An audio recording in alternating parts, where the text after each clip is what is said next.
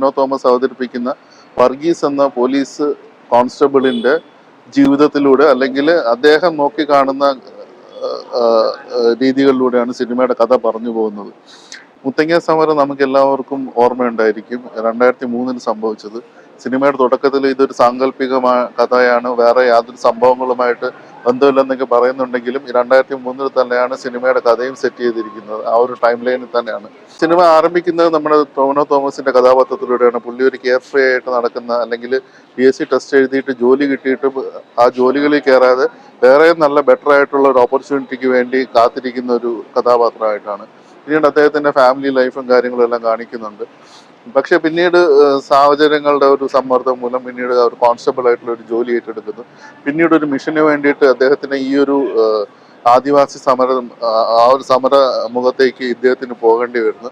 അങ്ങനെ അവിടെ കുറെ ദിവസം സ്പെൻഡ് ചെയ്യുമ്പോഴത്തേക്കും അവിടെ എന്തൊക്കെ ഇദ്ദേഹം കാണേണ്ടി വരുന്നു, അവിടെ എന്തൊക്കെ ഇദ്ദേഹം അനുഭവിക്കുന്നു, ഇദ്ദേഹത്തിന്റെ സംഘർഷങ്ങളും കാര്യങ്ങളിലൂടെയൊക്കെയാണ് സിനിമ കടന്നു പോകുന്നത്. പിന്നീട് അങ്ങോട്ട് ഒരു സീരിയസ് സബ്ജക്റ്റിലാണ് ഈ ഒരു സിനിമ പോകുന്നത്. ഫസ്റ്റ് ഹാഫിലുള്ള കുറച്ച് ഫാമിലി ഡ്രാമ ഒഴിച്ചു കഴിഞ്ഞാൽ കംപ്ലീറ്റ്ലി ഇതൊരു മുത്തങ്ങ സമരം, അല്ലെങ്കിൽ സിനിമയിൽ മുത്തങ്ങ എന്നുള്ളൊരു പേരല്ല ഉപയോഗിക്കുന്നെങ്കിൽ വേറൊരു ഭൂസമരം എന്നാണ് ഉപയോഗിക്കുന്നതെങ്കിൽ നമുക്ക് എല്ലാവർക്കും അറിയാം അത് തന്നെയാണ് ഉദ്ദേശിക്കുന്നത്.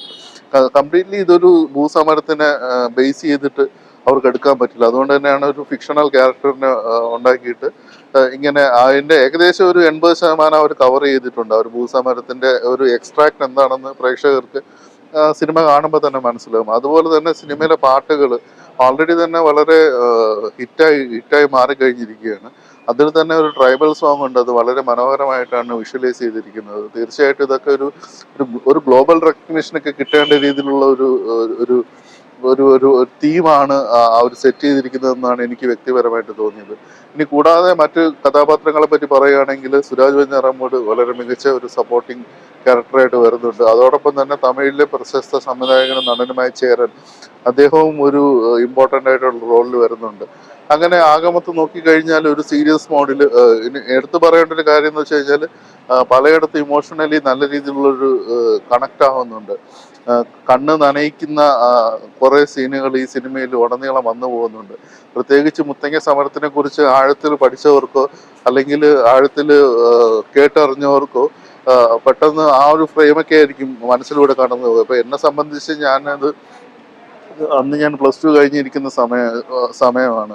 അപ്പം എനിക്ക് ആ ഒരു ഓർമ്മകളുണ്ട്. കാരണം ഇന്നും ഓർമ്മകളുണ്ട്. നമ്മൾ അന്നത്തെ TV ചാനലുകളിലും ഉണ്ടായിരുന്ന TV ചാനലുകളിലും പത്രങ്ങളിലും ഒക്കെ വായിച്ചറിഞ്ഞ കാര്യങ്ങളൊക്കെ. അപ്പൊ അങ്ങനെ ഒത്തിരി കാര്യങ്ങളുണ്ട്. അപ്പൊ അവസാനം മണ്ണിന്റെ മക്കൾ എന്നുള്ളൊരു വാദം എന്തുകൊണ്ട്